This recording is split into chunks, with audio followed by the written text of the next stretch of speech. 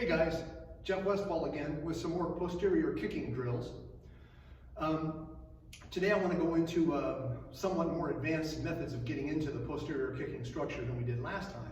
So we'll be doing some more footwork today. So I last left you with the cross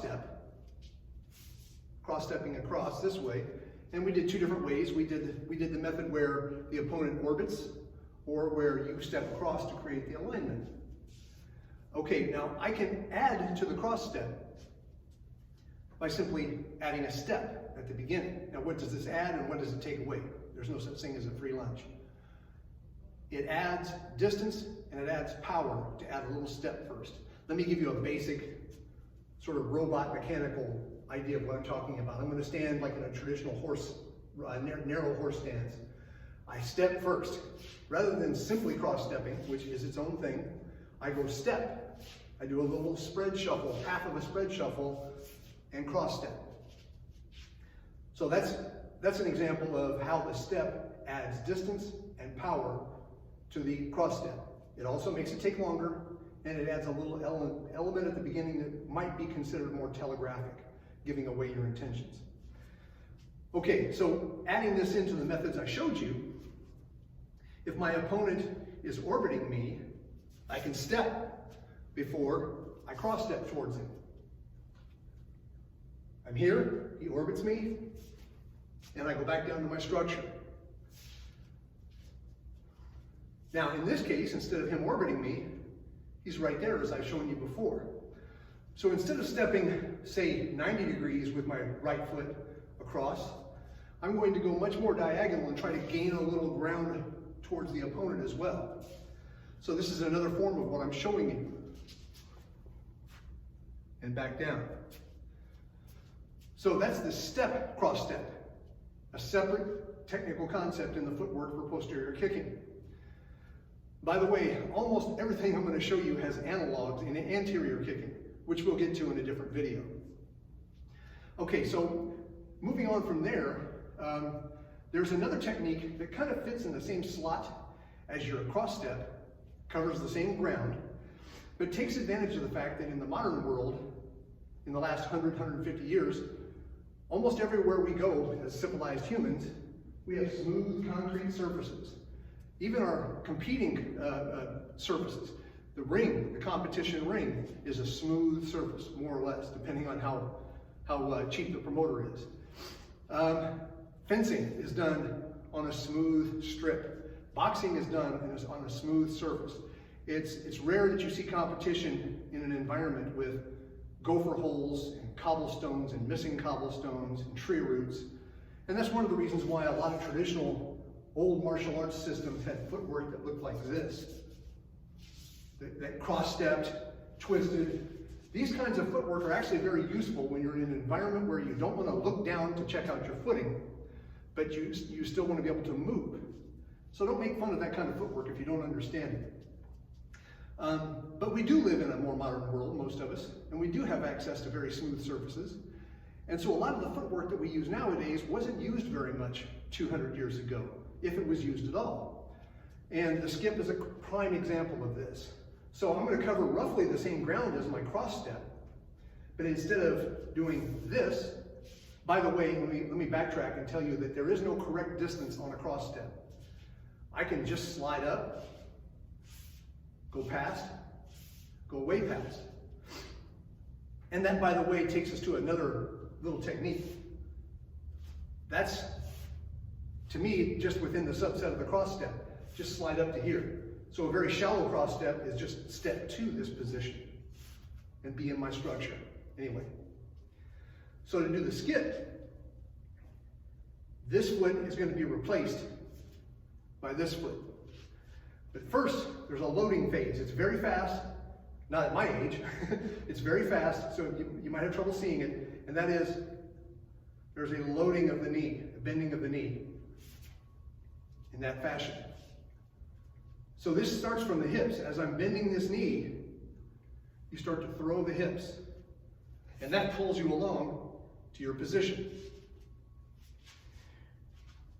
You should be able to do these in succession as a drill to develop your coordination. This motion stems completely from the hips. Your load is mostly just letting the knee bend. But then I throw my hips. That carries me off my base, so my base has to replace, which is perfect for posterior kicking. Just as I did with the cross step, I can now add a step to it for a different variation. So I can be here and go step and compress. Covers more ground. Can hit harder. Needs more room. My opponent can't be too close if I'm using this. And again, is perhaps a little more telegraphed. So we have our added step to the cross step. We have the skip, and we have the step added to the skip. Now the last little innovation I want to show you today is coming into your posterior kicking structure with the structure being for kicking with the leg that's in back. Now the simplest way to do this is to throw a Muay Thai style or an anterior style round kick with the rear leg that either misses or is a fake. So that as I go across, I tap that foot down. You teach yourself that the fight's not over just because you missed with that kick. Now there are methods for recovering balance that come all the way around here that are very useful.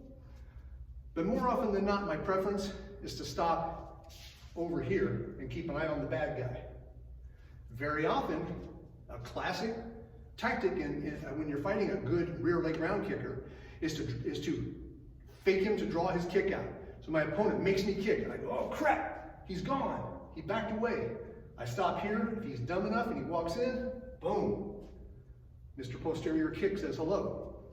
So that's, to me, athletically, the simplest method for putting yourself into position for using this leg, whether you're coming from this structure or this structure.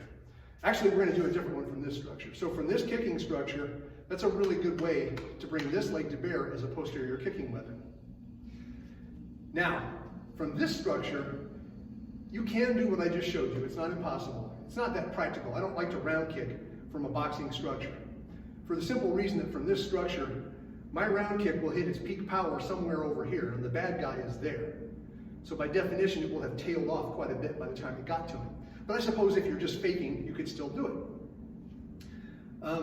Anyhow, another method for bringing this leg to bear as a posterior kicking weapon from this structure is to bring this knee right past this knee, almost like a 3-year-old going, I gotta go to the bathroom. You're squeezing in like this.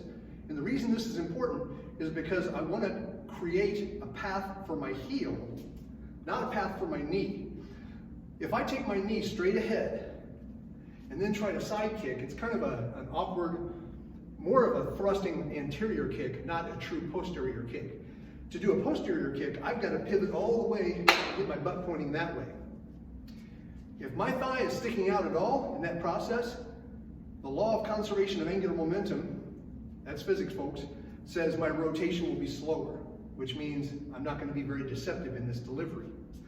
So this knee needs to be close so that what's rotating is a small column that rotates fast.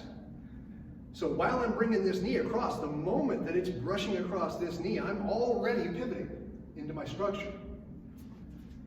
Had I kept my leg out, that takes longer to do. I can go directly into my kick, which is where I developed this. Boom, and then right to my structure.